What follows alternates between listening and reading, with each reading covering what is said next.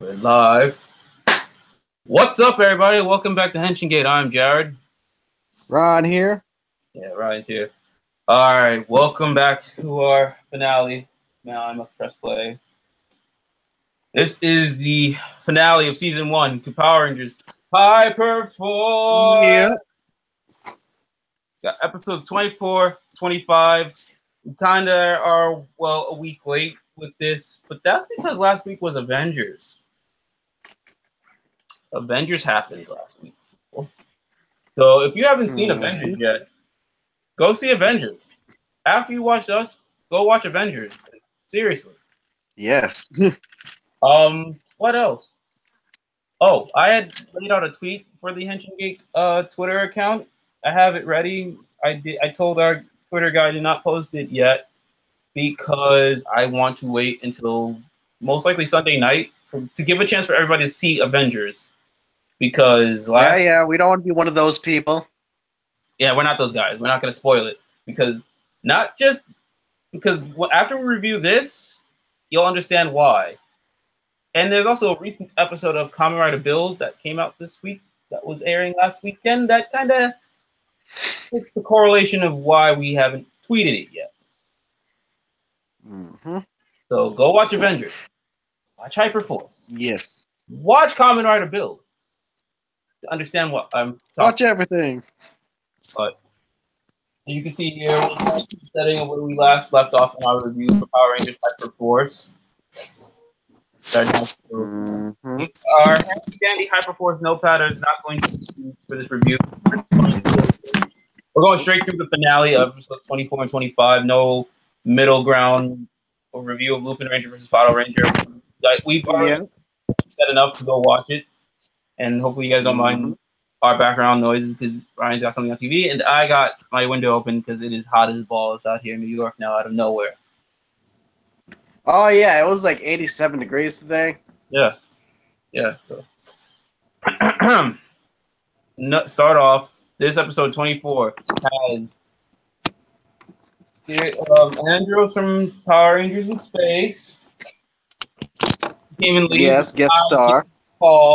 I did call. You did. I remember that, actually. I called that, and I did make note of that during our spicy ramen challenge. So, yeah. That challenge. Never again. I don't think my digestive system worked the same again after that. No, never doing that ever again. But either way, I was right. Andros is on the show.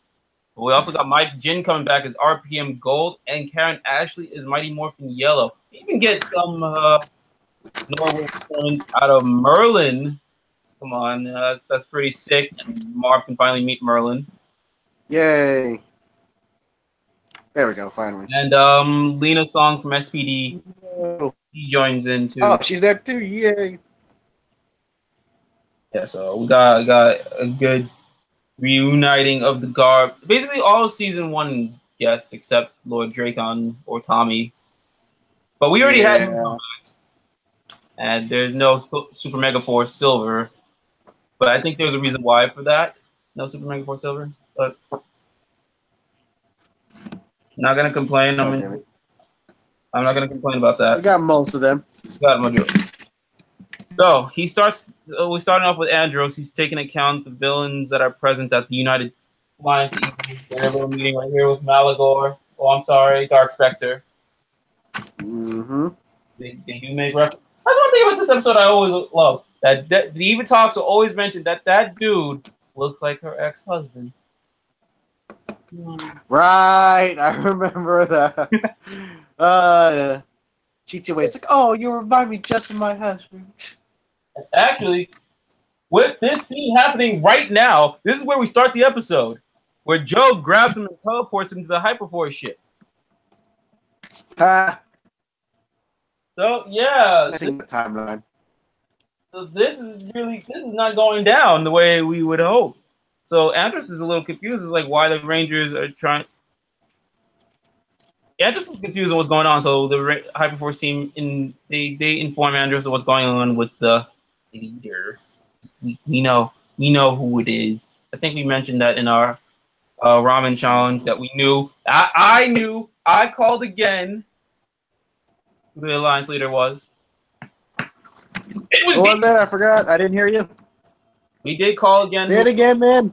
It was Dio. No, not Dio, but we're gonna get to it because we want to make sure those who don't watch HyperForce but still watches the reviews, yada yada yada. Okay, fine. Story. We're gonna stick with the story. So, yeah, Andros is filled in on what the Alliance leader is trying to do. That while delicately trying to avoid altering history, so that they don't want none of this to go. They don't want this ruined. They want this to happen. They need this happen. It has to happen, unfortunately. And on board the time ship, Andros meets the other allies of the HyperForce Rangers that have traversed through time and space to come help them receive, upon receiving their message. Wizard Merlin, who we mentioned, SPD Green, Detective Lena Song, we mentioned. There's actually a nice little artwork of Lena Song in her SPD gear with SPD stats and whatnot. Really dope. Got like a little SPD Green uniform and everything. Really well done. She's there. Mighty Morphin Yellow Ranger Aisha, Gold Ranger Gems, it's all them. We're all here. Gang's all here, and the allies caught up from what's been going on throughout the series. And then they also filled in on Vesper's current situation that she's inside Alpha. Yeah, I gotta fix that. I'm still not thrilled about that. And then what else do we got? We filled in this that they need to stop the Alliance from altering history by using a hologram trick. A hologram to trick the leader into being blown up with explosives. Okay. Mind you, I've still got a little bit of Avengers on the brain. Can't ruin it. Can't ruin it. Sorry. Gem reveals that he has to set up more explosives around the perimeter of their little meeting that we just went through. And Andros decides to continue on where he was on his original mission to rescue Zordon while the other Rangers go about their plans to stop the leader. And Vesper puts in Alpha 55 to talk so that the rest of the group can hear him and prepares the hologram of Marv while the group teleports to the dinner meeting. Okay, we just went through that. So they prepare to make their move, and the Rangers notice multiple time ships are coming from the sky. So the other remaining time ships that were stolen are now here. They're being put in play. Oh boy. Boy. Remind you of a certain little movie that just happened. Oh, sorry. Almost got spoilery. But yeah, so the time ships appear, and then the Rangers are confused on why, but because they come to an educated conclusion that these are time ships are the stolen ones, which no duh. Time Force, yes. We're the ones just making theories. Most of our theories are correct. Our theories are correct. So they're realizing these are the time ship swords that are shipped. These ships, the time force ships that are stolen, are not the ones that are reinforcements. They're just stolen by the Alliance. And then they recognize the leader as he approaches Rita and Zed. And then he reveals his true identity to them as their son, Thorax. I kind of knew it. Well, you knew it, and then I agreed with you, but still, god damn it. Thank you. I'm amazing at these theories. We are that good, man. We are that good. Put me on Nerdist News. I will come up with theories and be right about every single one of them off the top. That's right. If you don't believe us, check our timing of when we post these videos. That'll prove that we thought them before anyone else did. I'm pretty sure we thought of Thrax months ago. But either way, somebody better go answer their phones while they're watching this, because I effing called it! That was a nice little Dragon Ball Z abridged. reference. I've been waiting to say that. For the entirety of HyperForce, I've been waiting to say that. God, it feels good. But no. Back to the third hand. Before the Rangers can react, I mean, that's a good reason to stop Zordon from dying, man. Bring back the mom and dad. So, before the Rangers can react, Dark Spectre appears before them and then reveals to the United Alliance of Evil that he has Zordon prisoner. Again, beginning of episode 1 over Xia, Power Rangers in Space. But if you've seen this show, you've seen HyperForce, you know what happened. You don't really need to go through this episode. And the episode is playing before you, so you kind of already got your refresher of this episode. So, he has Zordon. Cool.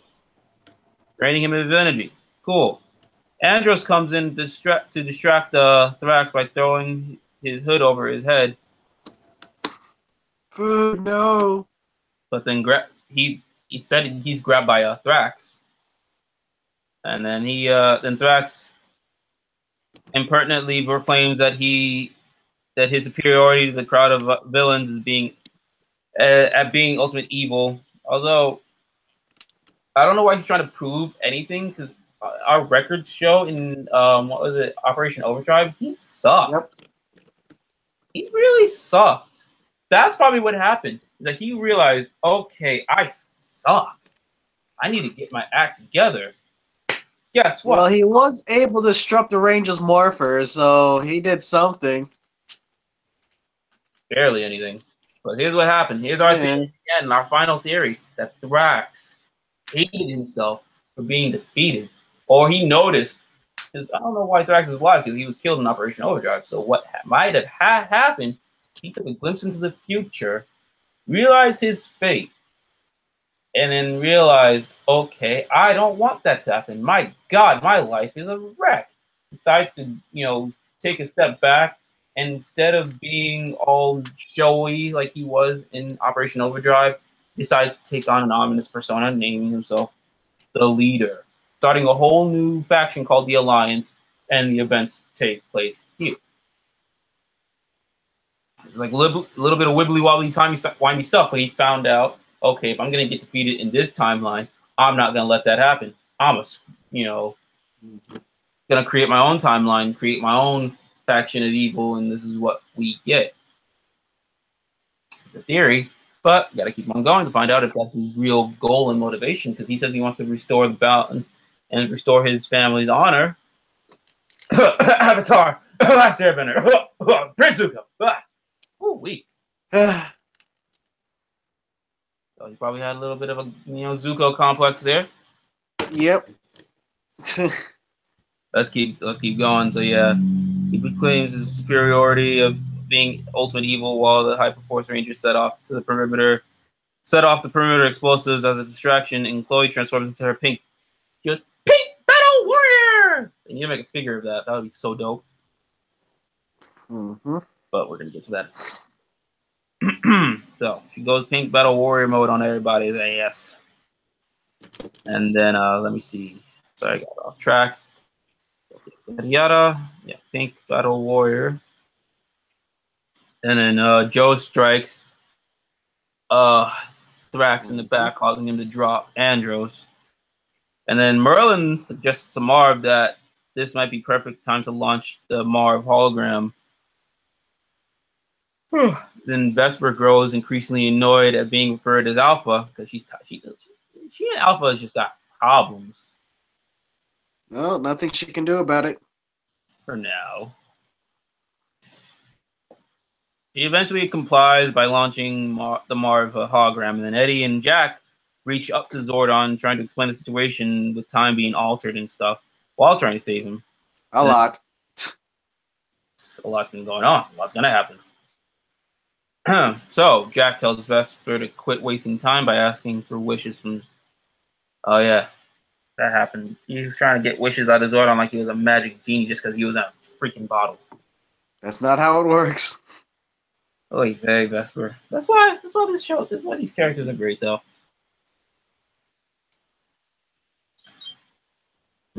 Zordon's already contacting me. Don't talk trash about him. Okay, sorry, Zordon. Nah, but Jax is like, okay, stop wasting time and scan him for any potential to make a potential Zordon hologram to use in the future. You know, might never know when you're gonna need it. Who knows? Has Alpha's chest lower and blast one of the Alliance members, sending him off into space. In space. In space. Oh yeah, no. Sorry, I skipped ahead. That one of the stolen time ships gets close to Zordon.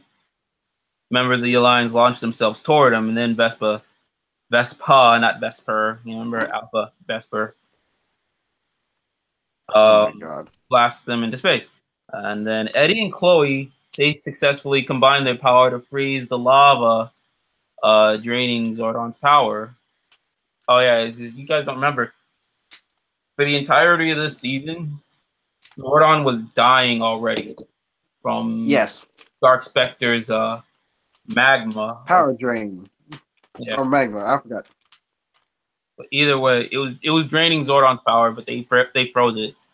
I'm starting to think Marv has a ways to go before he can start using team attacks. Because apparently it worked out well for Eddie and Chloe.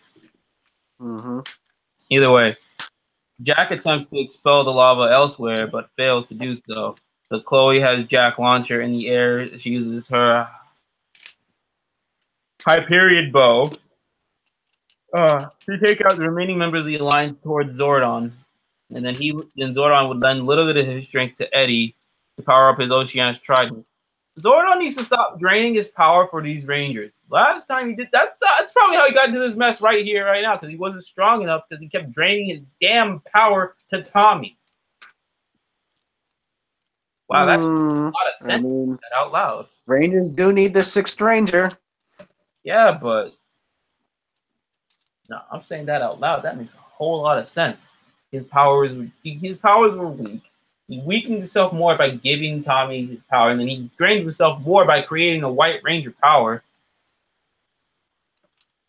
Like, come on, this is how he got caught. He didn't have a lot of power left, and whatever power he used, when the Z wave hit, boom, expelled all the evil. But all the evil couldn't be expelled because he wasn't strong enough to have his evil just. No, man, it was from a different galaxy. That's what.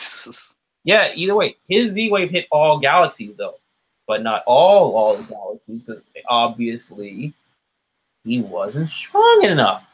New theory for Power Ranger lore. Zordon wasn't strong enough because he kept draining his powers.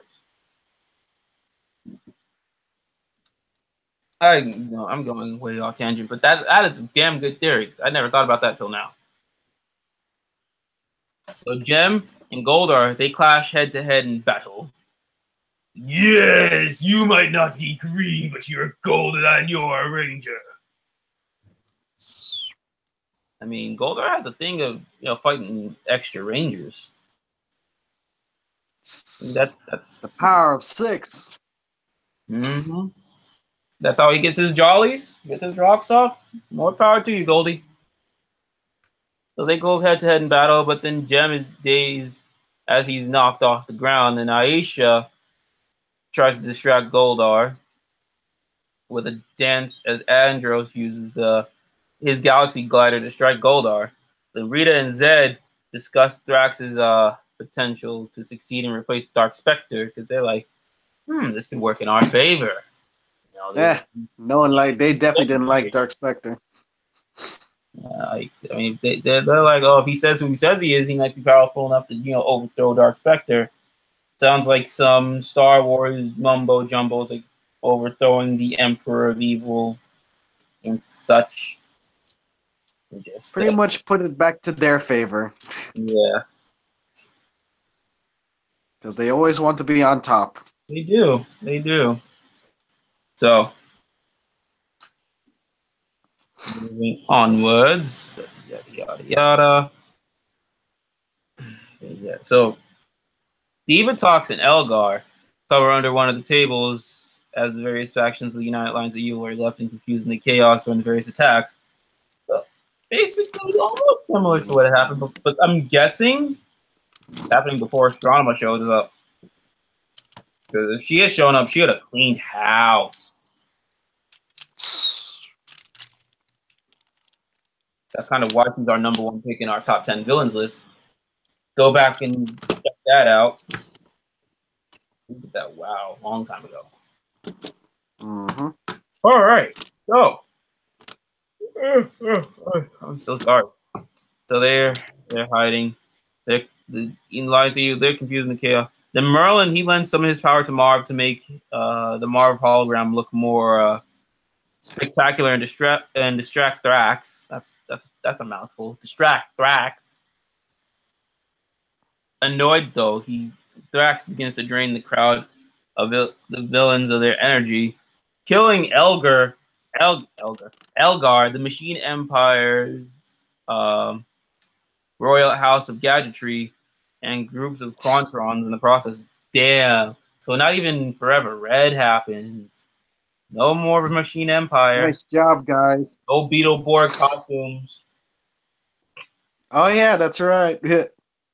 Damn. Damn, guys. I don't know. Ooh, seems like time's already changed up for the worse now. All right. So, Goldar is distracted by the Marv hologram. Andros and Gem and Aisha do a combined pincer attack on board the Galaxy glider to knock Goldar unconscious on the ground. Now, which I had forgot to mention, is that during this episode, the 3 guests are sitting on a separate table, and it's kind of a little bit of a different setup because usually just 6 people, sometimes maybe 7 or so. But this is the largest group on HyperForce to date. We don't know Big until table. The most guests. I'm just gonna say right there, the most guests that are featured. But you never know what's gonna happen in season 2. If we get a season 2. I'm sorry again if you guys hear any loud noises. They're doing construction. I don't know in my neighborhood, so hopefully we can get through this without power failures because that's been going on lately. Let's keep going. Astrama, she kept her distance, observing the situation as Gem declares his victory over Goldar. So that's why I said Astrama is just like, she's smart. She's not gonna get herself involved in this crap. She's gonna keep back, be like, I'm a strike when it's suitable for me. That's why she's smart. That's why she's the best. So then Dark Spectre confronts Vespa and Chloe in the middle of a conversation that they were having about her missing her head of hair. It's like, oh, my hair. I miss it so much. And she remarks that Dark Spectre is familiar. Her hair, her body, pretty much everything. She's saying that Dark Spectre not only now reminds them of the deceased Volcanos from the Alliance. So it's like, this dude looks like Malagor. This dude looks like Volcanos. This dude has no originality towards him whatsoever.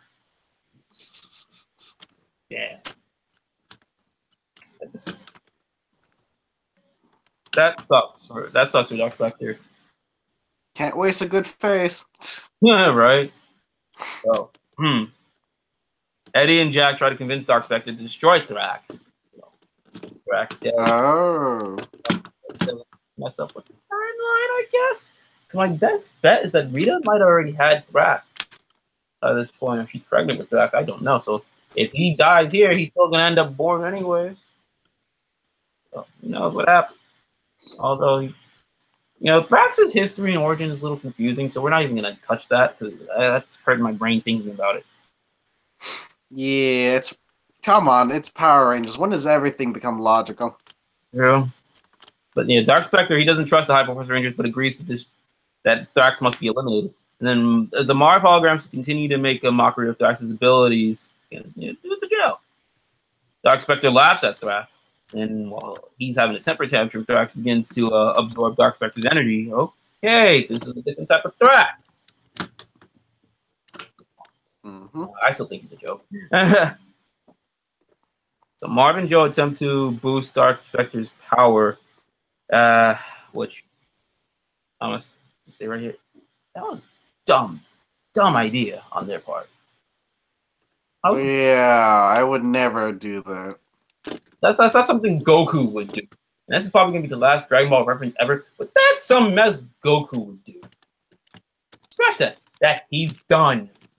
How many times has he done it too? Jesus Christ, Goku.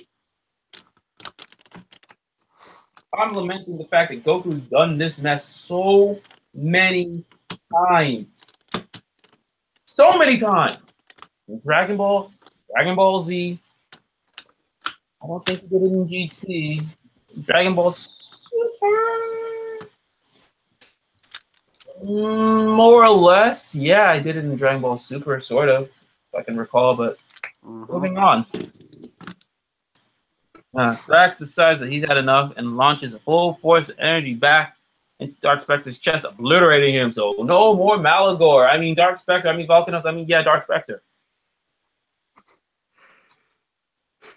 So then Chloe quips about Dark Spectre's death in retaliation for being silenced earlier by Vesper, and decides to take this unopportune moment to ask why Eddie doesn't look at her the same romantic way as Vespa, despite wearing her best undergarments to get his attention. So I think, yeah, she's still wearing her.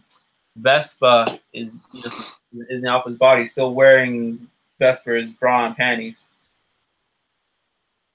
Saying that again. Moving along. Oh, good God, I feel disgusting. But she's like, oh, Eddie, why don't you look at her the same anymore? That's good homegirl. Yeah, I wonder why. That's good homegirlisms I will give to Chloe right there. But this is Alpha. Alpha's a dude. Eddie doesn't look at Alpha that way. He looks at Vesper that way, as Ashley here looks at Andros in a certain way.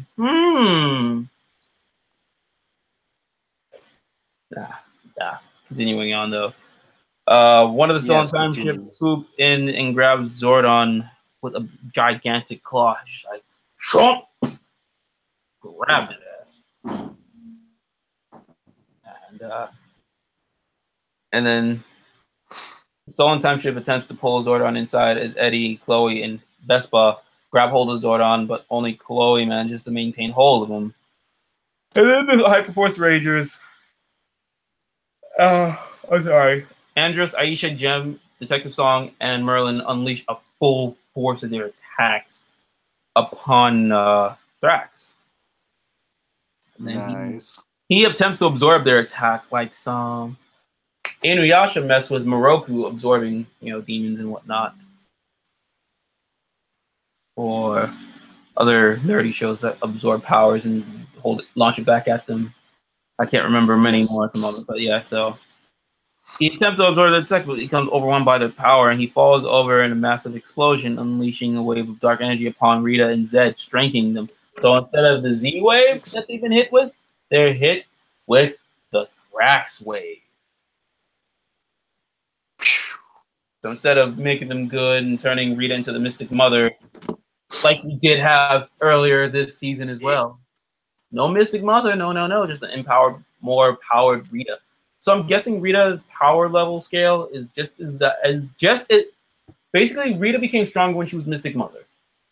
Rita became stronger now with the Thrax wave. So she doubled in power regardless of what wave hits her. So she is now on par with her Mystic Mother powers, which is bad. Very, very bad.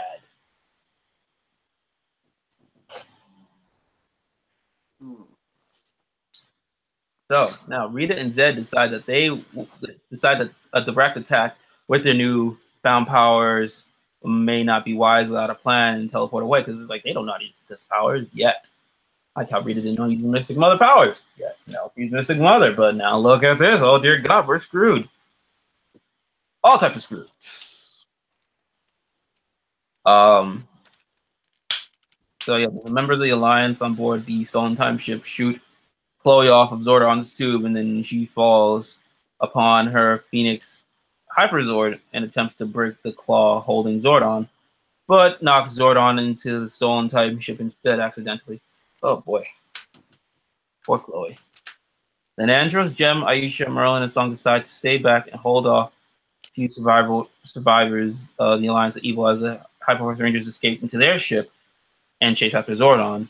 Aisha thrashes Diva Talks like a rag doll Actually, this is the first time those two actually, ever met each other because Aisha was already gone from the series once Aisha was around. Oh yeah, an astronomer attacks Andros. Sibling rivalries. Just gotta love them, right? So Joe fails to Joe fails to put a tracker on the stolen time ship with Zordon, but an inner voice speaks to Chloe again.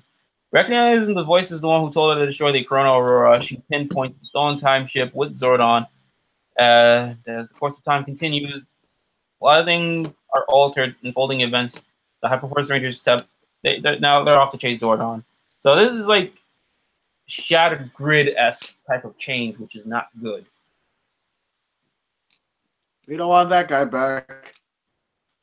Yeah, and we mentioned earlier this week in our last live stream, we'll talk more about Shattered Grid with the HyperForce Rangers in it once that comes out, which probably won't be out till summer, anyways. So moving onwards to season finale. That's the name of the episode, I believe. Yes. Finale part 1 was the name of episode 24. Episode 25 is just named season finale. Oh goodness. So as the Rangers, now as the stolen time ships make their escape, and then the Rangers ask Chloe again if she is certain about which time ship Zordon is on. She confirms, and Marv asks Vespa how close her new body is to being complete. How close is her new body to completion? After that utter ultimate deletion. Sorry. Using the technology that was found in Dr. Ferrex's burnt down lab in the year 3017, Alpha 55 replies that it will be a few more hours and the body's completed. A little bit more time off, but I think where we are in this episode, we're done with Power Rangers in space. But yeah, so we're moving onwards to another Power Ranger season. Perfect. Right here too. And quick side note, if y'all have not watched Jane the Virgin, you really need to watch it. The season 4 just ended. It's on Netflix right now. Yay. That's just a little that was a nice little plug. Nothing to do with Power Rangers except actually scratch that. Nakia Burris from Power Rangers Zeo and Turbo was actually on Jane the Virgin amongst every other good show that I've seen, such as Baby Daddy. So she was on a roll. So if you want Power Rangers, check out Jane the Virgin. Power Rangers on it. So yeah, that fits. That fits. But, yay! Now time ship. We're back on Time Force to end off this series. Not ending the series, but ending this season. We're ending it on Time Force from the very beginning. All right. So, yeah. So as the group they make their way into the stolen time ship. Chloe inspects each of the rooms, and the Rangers find a mysterious man in a lab coat. That looked locked. I'm sorry, I got a cracked screen, so it's a little iffy. It's locked behind a force field, and then the Rangers free the mysterious man from the force field, and Chloe recognizes him as her father, Mr. Ashford. Which I'm still a little confused of. I'm gonna ask Ryan, and I'm gonna ask the audience. Was the name Ashford ever used before HyperForce in Power Rangers? Oof. Ashford. I'm not sure, but Kira Ashford, Dino Thunder. So, okay, this is okay. What if? I never knew her last name. What if? I already made a theory and a double confirmed, triple confirmed theory that Eddie is, since he's related to the Bankses, that the Bankses and the Winslow families are from Fresh Prince and Family Matters, respectively, in that they are within continuity of Power Rangers. What if Kira Ashford is a descendant of Chloe? No, Chloe is a descendant of Kira. No, Kira Knight. Yeah, Kira Ashford. Kira Knightley and Kira Ashford is Pirates of the Caribbean was big that year. But either way, that's just a theory. Which I'm going to ask that to Hyper RPG later. Yes. Damn it. Here we go. It's a solid theory. What if it's a thing? Who the hell knows? Yes. Alright, so she recognizes her dad as being Mr. Ashford. He tells Chloe that he'd been contacting her through her locket, and that he was the voice that had been hearing in her head. He was the voice. Oh my god! By time in her head, and then she asks about her mother, but begins to break down. And he tells her that she is dead. Her mother is dead, but he's alive, which it seems like this has happened before. I think this has happened before. Mm-hmm.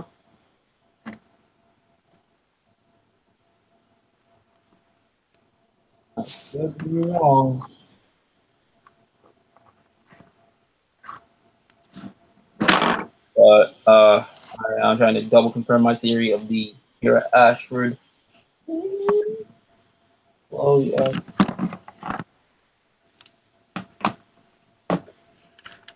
I think my theory is wrong, unfortunately. No, it was just Kira Ford, not Ashford. Kira Ford, not Ashford. Oh well. Damn. I'm all right. That'd have been a cool theory, but either way. But I feel like the truly alive. That's a thing that's happened.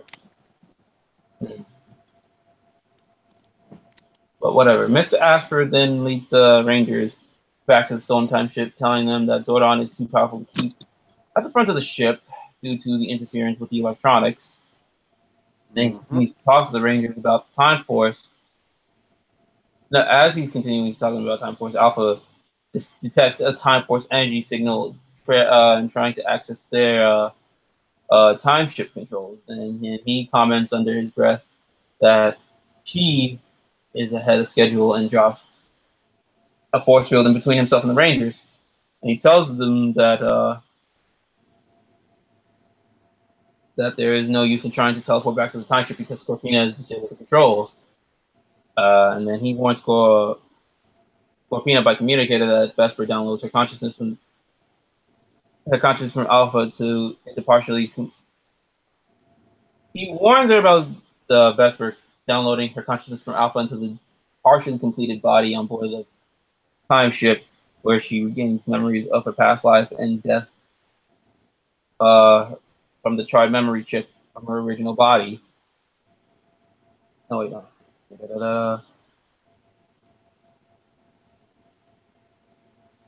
Person from the body. She regains yada yada yada. Okay, so yeah, the Vesper is back.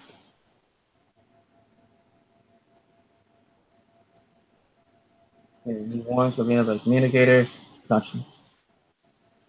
No. Okay, so he was warning her as Vesper. Yeah, so Vesper is back in her partially completed body. Yeah. So and then Vesper starts making her way to the control room and confronts Scorpina, who has the Time Force Ranger Wes hostage. Well. Hey, there we go. Same actor, different character, but he's held hostage. Close enough. Yeah, right. And Vesper tries to strangle Scorpina with her own hair. But Scorpina breaks free by cutting off her hair with her nails. So, Scorpina got a nice little new haircut. And then Mr. Ashford threatens to destroy the remaining Time Force Rangers unless he gets some alone time with Chloe. There's parent of hero being truly alive, not dead, and turned villain. This has happened so many times before. Uh, no, I guess Mesogog is one theory because he was not really dead and he came back a villain.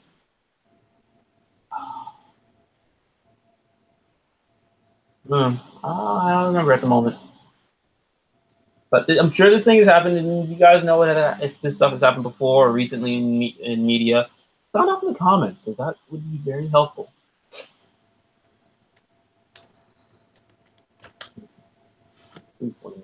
Let's move it. So the Rangers come to the conclusion that if Chloe complies with the demand, it may prove to be a distraction enough to save the Time Force Rangers from their captivity. And then she transforms into her pink battle warrior form. Alpha pilots the Phoenix HyperForce Zord and takes Marv, Joe, Jack, and Eddie to each of the stolen time ships with the Time Force signatures. Eddie enters one of the stolen time ships and on board, Eddie quickly disarms and tosses a member of the Alliance into a room, locking him inside by barring the now broken doorknob with the member's own weapon. And then before Eddie can free the prisoner, he becomes trapped in an illusion of a deserted island with Vesper. Oh boy. Realizing that it can't be real, though. Remember, this is Eddie. He's smart. Eddie body slams the illusion of Vesper. he body slams. He's just like, boom! He slams the illusion of Vesper and begins to follow the voice of the prisoner. He hears as the island begins to flood. And then Jack enters another one of the stolen time ships and is injured by Goldar, who has now joined the Alliance on their mission.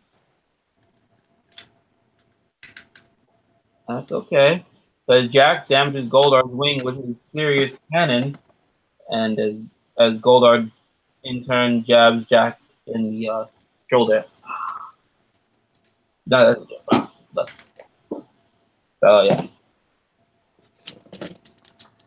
Then Jack blasts the access panel allowing the Time Force Yellow Ranger Katie to bust through the door of her prison cell.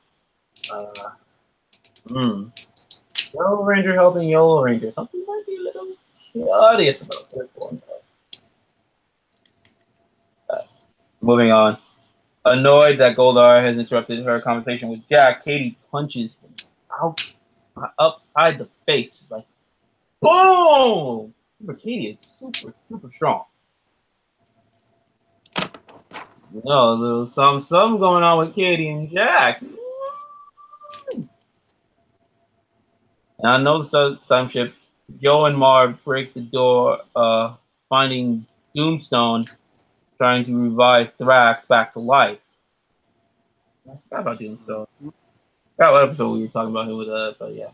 So combining their attack, Doomstone is knocked to the ground, and the Time Force Blue Ranger Lucas is freed. Now that's a little bit awkward because you know Lucas and Nadira had a thing, which we did mention, and now Joe married Nadira, so it's kind of a little awkward. And I called it again, ladies and gentlemen, of a love triangle between Joe, Lucas, and Nadira. I called it. God, I'm good. Having fun with your time ship, Ryan?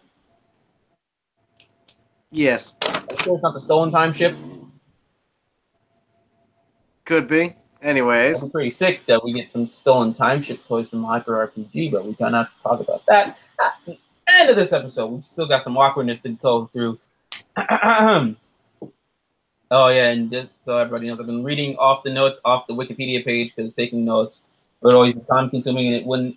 I mean, I like taking notes for Hyper RPG shows, but it's like I'd rather just sit and enjoy the show rather than just take notes. I would take specific notes, but I didn't. This was the fact that I want to really want to put my focus on the episodes. It's 3 hours long. I don't mind taking notes. I like doing it, but I just like enjoying the show more. It is what it is. Yeah. Yep, Lucas, Katie up on screen. They're getting rescued along with Wes. But yeah, so as Joe and Lucas get into it over their love interest with Nadira, Marv is left uncomfortable. He's like, a little awkward. Awkward. Little not cool, dude. But yeah, so Doomstone takes the opportunity to leave, and then they manage to catch up with Doomstone in the control room. And then on back on board the first on time ship, Chloe demands answers from her father. Then her dad sidesteps Chloe. He sidesteps the questions about her mother, only stating that she fell to her death. Royal dick. Royal dick. Come on. So, Mr. Ashford tells Chloe that he has been planning for this for a very long time. Though some things will need some cleanup, as not everything has gone to plan with Rita and Zed unexpectedly now powered up from the Thrax wave. He then tells Chloe that the stolen time ship, they're programmed to self-destruct if they can't escape through the time stream within 10 minutes time. A bit of a Namek situation here, people. Man, oh man, oh man. Still got ways to go. So then Chloe warns the other Rangers that the self-destruct sequence about it. Then back on the HyperForce time ship, Scorpina hits Vesper as she fails to backflip out of the way. And then Wes morphs and strikes Scorpina with some laser blast. So Wes, time force. Oh, I have to note that Jason Font couldn't make it to the show, so it was Zach, Hyper RPG, he was co-oping as GM, also playing as Wes, Trip, Katie, a little awkward, and Lucas. Interesting. Also, he also played Lord Zed, Chloe's dad, Jem, Aisha, again awkward, Merlin, and I'm not going to say the last part, and Lokar's illusion of Vesper. Lokar. Oh, and then another thing. For this final episode, Malika, the co-GM for this episode, was cosplayed up as Rita thanks to cosplayer Stella True. Yes, I saw images of that. That was awesome. After you guys subscribe to HyperRPG, go subscribe to Stella True and tell her Jared sent y'all to her. She's a great person. She's awesome people. Hung out with her many a times whenever I had time, I guess you could say, at various events. But she's an awesome person, awesome cosplayer, awesome designer of that Rita cosplay. My God, she killed it. So yeah, go. A lot of work. A lot of work goes into that stuff. So go send Stella some love after you send HyperRPG some love. Quick pause. Charge my phone. It is dying. But back to the episode at hand. So Chloe warns the Rangers what's going on. Wes morphs and blasts Scorpina. Vesper then drags Scorpina by her leg into the airlock as Burrito, the dog, bites Scorpina's face. So it's like the final episode comeuppance. And then Vesper continues to hold on Scorpina in place as Wes stomps her in the stomach. And he gets tired of Vesper's antics with Scorpina and jettisons Scorpina from the airlock into an unknown point in this time stream. Back in the illusion that Eddie's in, he uses Zordon's enhanced He uses the Zordon enhanced Oceanus Trident to dispel the illusion and accidentally hits the Time Force Green Ranger Trip. Not cool, bro. Not cool. And then Lokar. I don't forget who the hell Lokar is, but that's because I'm tired. I'm very tired.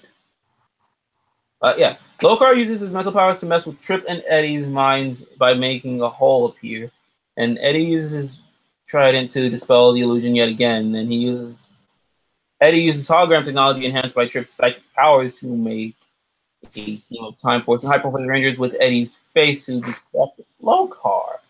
I mean, that's a little odd. I kind of don't want to see everyone's body, but with Eddie's face on it. Kind of creepy. And as the back of the Stolen Time ship opens up, revealing Lokar, the holograms begin to malfunction and shrink. Then the shrinking holograms and Eddie lunge at Lokar.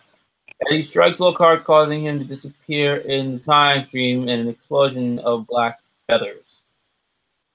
And Eddie and Trip make their way to the control center and recover Trip's morpher. And then the Stolen Time ship becomes unstable and starts to crash. Well, as it starts to become unstable, Alpha picks the pair up, and then Trip is marveled by the fact at his design of the Phoenix HyperForce sword is now reality. So Trip is the one who made the HyperForce swords. My God, Trip can do no wrong. Is there anything this guy can't do?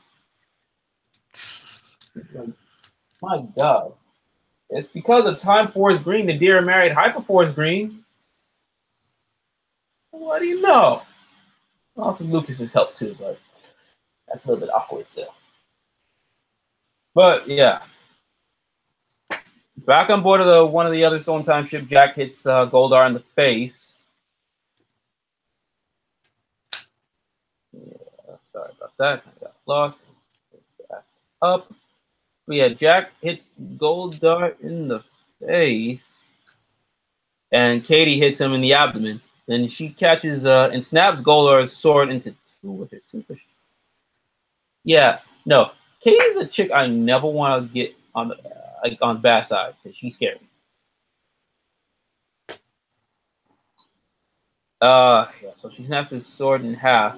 Then Jack uses his Krios hammer to smack Goldar unconscious while ripping off his remaining wings. Goldar and wings, like in Sentai, they go well together, but yeah, not so much. Like this dude can't keep his wings for Jack diddly squat. You know what I did there, Jack? Can't cuss too much on this channel. Moving on. As Katie busts through multiple walls to claim her morpher, Jack decides to ask her out for coffee. That's that stuff. Like Jack saying, hey, yo, just in case we survive this, you know, we wanna go out sometime. Good on you, Jackie boy. Good on you. And when he means coffee, not that Luke Cage coffee where that is just a euphemism. Nasties. Oh. Hey, Alpha 55 picks the Yellow Rangers up before the Stolen Time ship crashes, and on the other Stolen Time ship, Marv drills through Doomstone's eye and body, reclaiming Lucas's morpher from the control panel, and as the time ship crashes, the group of three runs to escape with Lucas and Joe, both trying to accidentally leave the other behind. Okay, yeah, they got beef. They got beef, people. They really a little what's the word I'm looking for? They're trying to compare Johnson sizes. Who's got the bigger Johnson? Look, in my books, Joe won. He married Indira. It was a very sweet wedding, very touching. Hit you right in the feels. Go check out the other episodes to understand what I'm talking about. That. Oh, hey, speaking of the wifey, right here on screen. Nah, but on board the HyperForce Rangers time ship and the HyperForce Phoenix Zord. No. Okay. The group of Rangers make their way back to save Chloe from the remaining stolen time ship, and then she becomes enraged at her father's response and the whirlwinds begins to threaten the destruction of the stolen time ship. She begins to calm herself down, still feeling her mother's presence, and starts to notice little tells that her father may not have been entirely truthful with her. Dude has a terrible poker face. It's like, why are you trying to play coy with me? You can't play coy with me. I'm Chloe. I'm the HyperForce Pink Ranger. I'm the most badass Pink Ranger since Jen freaking Scott's. Which is true. What other badass Pink Rangers were there after Jen? Not that I remember.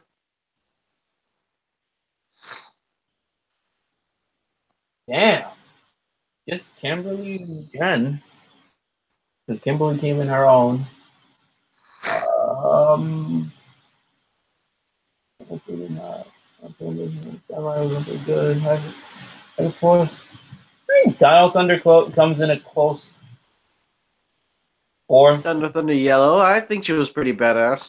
She's not a Pink Ranger. I'm talking about Pink Ranger. So I would say Jen. Yeah, that's true. She's not pink, but and what's her name? Dino Charge. What was her name in Dino Charge? I think it was it? Wait, no, I don't remember. Pink Ranger. Dino Charge Pink.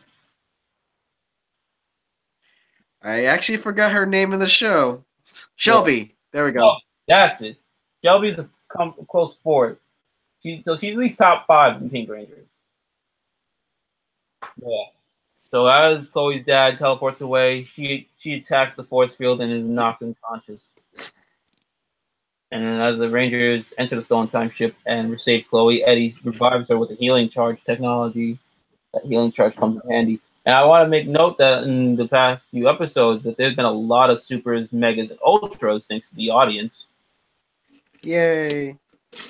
Like the games would start with so many. Like, just, my God. Helped out in the story. Because they realized, okay, we kind of don't want the Rangers screwed over again. We best help this time. It worked. Oh God. And then the group enters their time ship. The Rangers enter their time ship, and the remaining stolen time ships, not destroyed, disappear from the time stream. So they disappear into the time stream. And then the Rangers decide the best course of action is to go back to the year 3017. So, yeah. But before they can even do that, they have to first pick up their other allies. You know, they got to get all the other people that they left behind. And then they're unable to contact or locate Andros, but they manage to get a hold of Aisha. She begs the Rangers to send her back to an earlier time before the dinner party took place so she can warn Zordon that the Time Force Rangers... the Time Force Rangers disagree, stating that doing that would not even solve the problem currently at hand because the time travel doesn't work. It doesn't work that way. They're not Doctor Who. With Doctor Who, things will work a little different, but this is the best we're ever going to get to a Doctor Who-esque type of thing with HyperForce and Time Force. No, move along. So, Alpha then teleports Merlin, Aisha, Detective Song, and Gem on board, and the Time Force Rangers forcibly wipe their memories, despite much protest from these allies, and attempt to best preserve what remains of the original timeline before returning them home. Because they don't want. They pull the Men in Black, but for a safe reason, to be like, okay, we kind of don't want the timeline messed up more than it already is at the moment. So I have to understand, but the Rangers, these allies still want to help. They want to save Zordon by killing Zordon, and they want to make sure the time stream flows normally again. As their duty as Rangers and heroes. But, it is what it is. And seeing technology, the white minds at work, Vesper begs the Time Force Rangers to use it on her.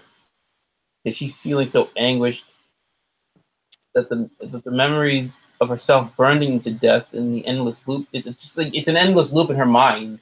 She's tortured by. Yes, that would probably be something you want to forget. Yeah, like, why would you want to live that with your life? How could you live a normal life seeing yourself die over and over and over? But Trip tells her that it's impossible because her mind doesn't work like an organic mind, but perhaps one day That is true, though.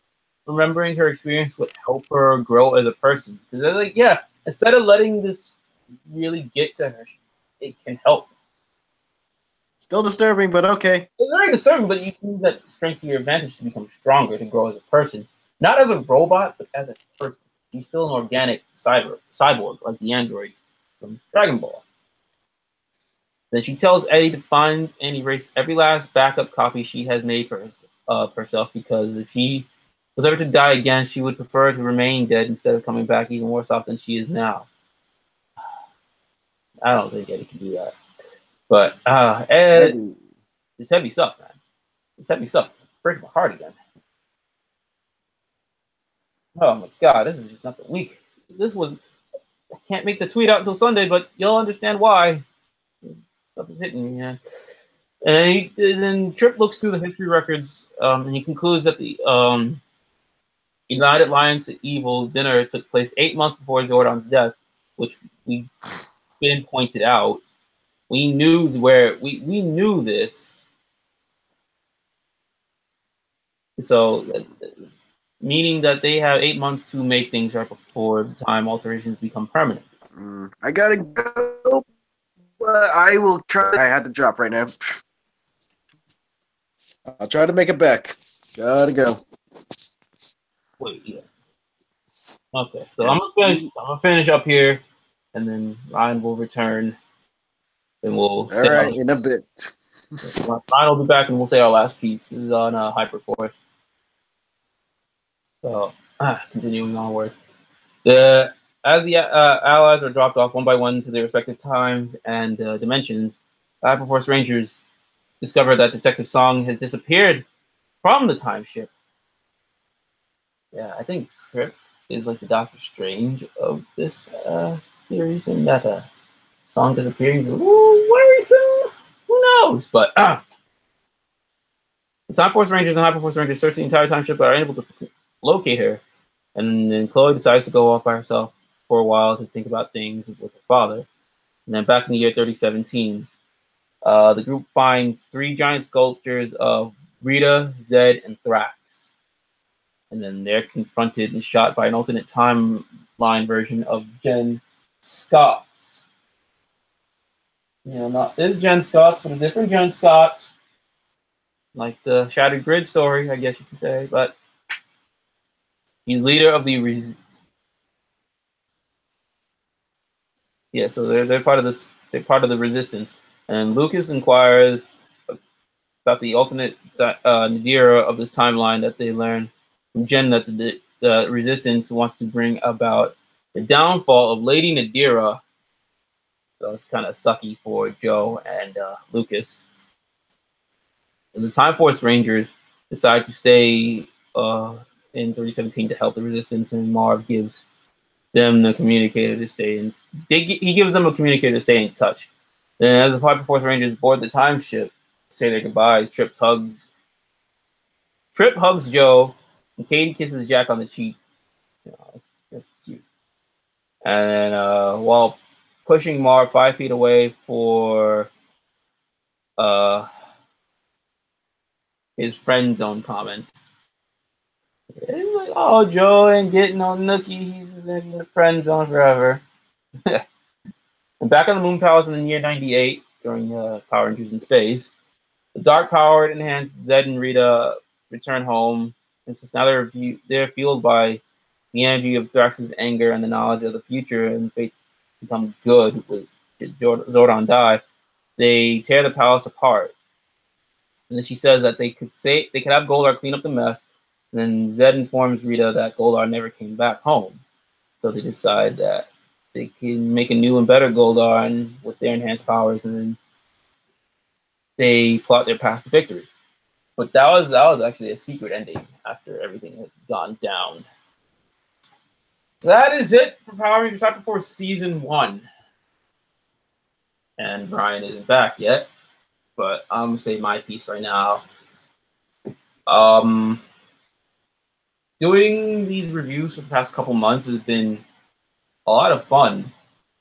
And due to our schedules, we couldn't really do once-a-week episodes. And even if that was possible, we would have to skip episode 25 review and do it this week due to Avengers Infinity War. So that's a thing. But I still love this show. Because of this show, I learned more about tabletop RPGs. And I actually do watch other shows on HyperRPG's Twitch channel. And also, come on, they got anime, they got wrestling. They're doing a Digimon RPG now, which we're probably not going to be reviewing, but I'm still going to be watching because it's Digimon. And yeah, I'm just gonna say thank you to HyperRPG in Saban for bringing about Power Rangers HyperForce, and I can honestly hope that there is a season 2 because I know they got something cooking up, but you know who knows what's gonna happen with that. And with what me and Ryan had talked about this earlier this week about Hasbro buying Saban and whatnot. And with hopeful now HyperRPGs, HyperForce. I'm sorry. I learned is that Hasbro owns Dungeons and Dragons, which is the ultimate tabletop game ever. This is what Power Rangers HyperForce is: Dungeons and Dragons, the Power Rangers. I'm sure Hasbro can make the toy that we've been begging for since episode 1 of Power Rangers HyperForce. Game for the masses, for the audience. I would buy it. I'll pick it up right away.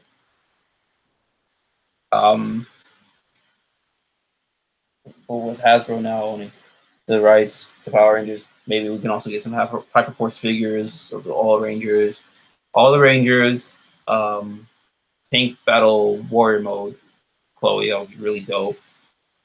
If they all came in Legacy figures, you could build an Alpha 55 or a Thrax, because Thrax didn't really come with any figure, or I don't know of, or I can't remember. So, you know, maybe even a Thrax figure as the Alliance leader. You can get, I don't know. Me and my friend were talking about this as well, like how we had the idea, like how we've been discussing here on about the HyperRPG review and stuff. I'm really tongue twisted, but we still think that HyperForce can be an animated series, and now with Hasbro, like, you know, they can put something together, make it an actual 45-minute series, put it on Netflix, put it on Hulu, put it on whatever. We'll watch it. I'll watch it. I'll pay to watch this stuff. I paid to watch it now. I love it, and I want a season 2. But if you guys want season 2, you'll see in the description we use the hashtag HyperForce. HyperRPG. We personally use Go HyperForce because that's our thing. But yeah, use the hashtag HyperForce Season 2. Those hashtags can really help make HyperForce Season 2 happen. And there's a battle plan laid out, which we will actually post on Instagram and Twitter. Because already out there, the battle plan is out there, but we're going to lay out the battle plan because this is well, actually, no, it is actually on our Twitter. We retweeted the battle plan. So, time to get on that, guys. Get on the Hyper RPG. If you have Spotify, like I do, you can listen to all 25 episodes. You got YouTube. You got YouTube Red. It's actually a better idea to have YouTube Red because you can listen to everything on the background. You can close your phone and watch you can listen to HyperForce on your YouTube. But I say subscribe to HyperRPG's Twitch. And if you have Amazon, use Amazon. You're good right there. You know, like you can just use Amazon's. You use Amazon Prime to get a free subscription to Hyper RPG, and you can just watch all the episodes from episode 1. Watch a special Sunday episode, which is I'm not sure where that is, but I'm going. Well, it says here on the date. It was aired out on March 25th, so you can just go through that, and then you can also watch all their other Hyper RPG content, which is amazing. So I don't think Ryan's coming back, so I'm just going to say right here, we've been doing Henshin Gate for a year, and like very through our first year, we started reviewing Power Rangers HyperForce. Didn't think it would go anywhere, but we would still do it anyways because it's a lot of fun talking about it. It's a lot of fun watching. I love watching this show. Thank you for watching all this time, and hopefully you've been sharing all that love and support with HyperRPG. Thank you again, HyperRPG, for making this amazing series. I honestly hope to see more out of the Power Ranger universe. I hope to see a lot more out of just HyperRPG. Can't wait to see more content very shortly.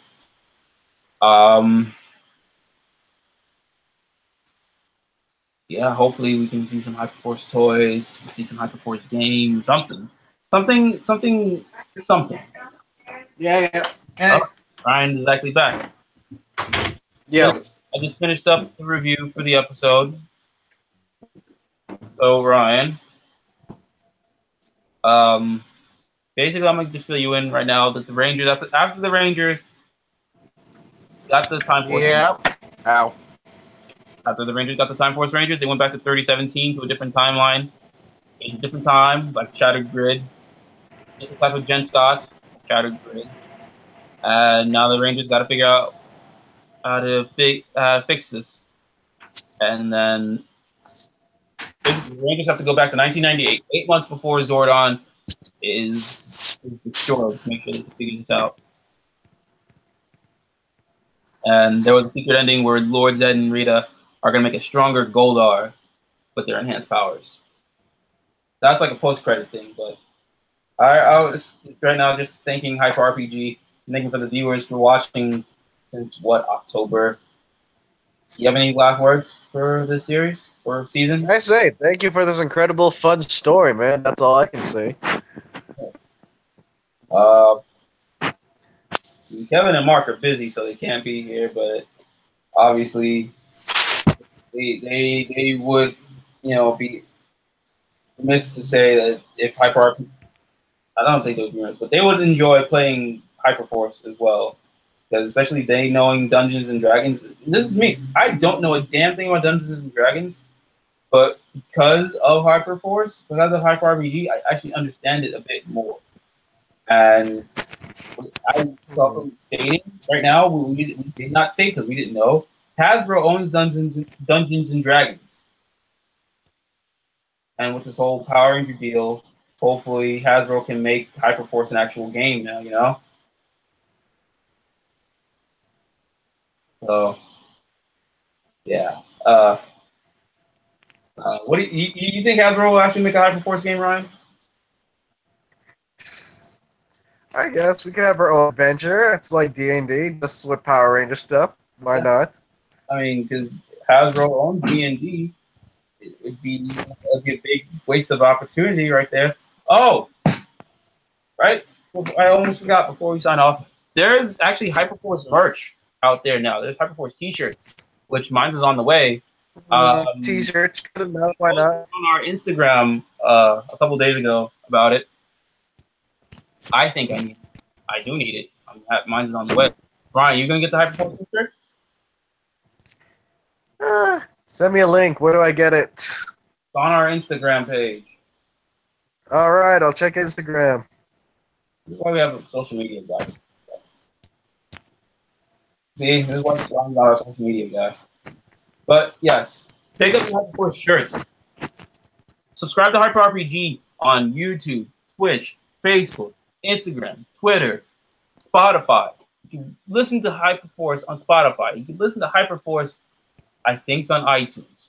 I could be wrong, but if I'm not wrong, go do it.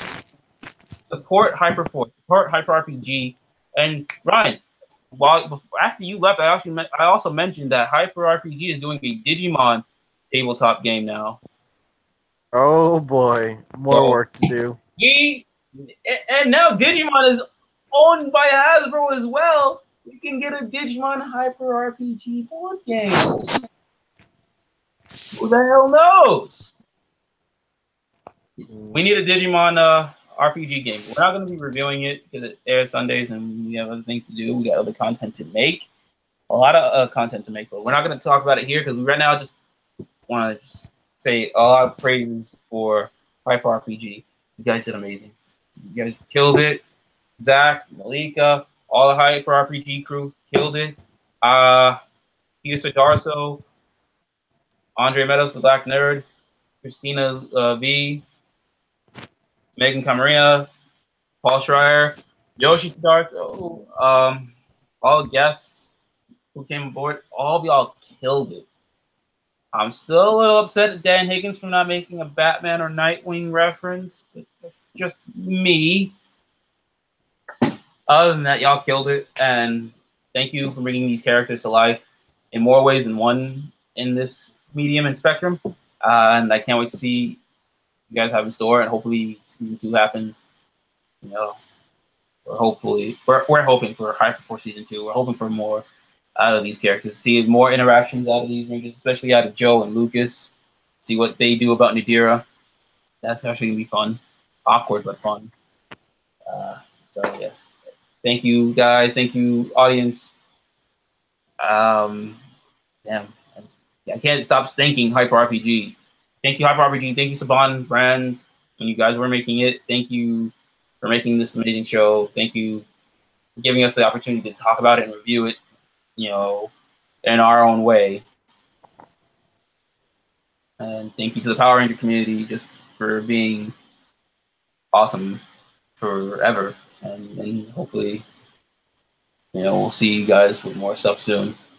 And if you guys actually want to keep up with more Hyper RPG stuff, or if you want to keep up with Hyper RPG on Facebook, besides you go onto the Facebook page, you can join the Power Rangers HyperForce Facebook page. We're on it. Me and Ryan. I think Kevin and Mark are on it too, right? Mm-hmm. I think they're on it as well, but we're on it, and we can actually talk to you guys more and more. And we want to talk to you more about our theories on what's going to happen next. Yeah, you know, it's going to be fun. It's going to be fun. Hopefully, something at Power Morphicon will be revealed about HyperForce. But we'll keep you tuned in on that. And if any other Hyper RPG news is spilled, we'll be back either on here or on Facebook or on YouTube. Not YouTube, I mean on Twitter or Instagram. Either whatever platform we can reach, the ASAP is doing something about Hyper RPG and HyperForce's, you know, release. We'll be there and we will tell you. But yeah, until then, go follow Hyper RPG on all their socials. We link in the description. Go follow our socials and links in the description. We're actually going to be on Twitch as well soon with more Fortnite and Grand Theft Auto, most likely in the coming days. But yeah, that's about it. Thank you guys for watching. Hopefully, what did you guys think of HyperForce as a whole? What do you think about this series? What do you think about this season? Do you hope for more HyperForce? What do you think will happen in season 2? Because there's a lot of theories out there. Who knows?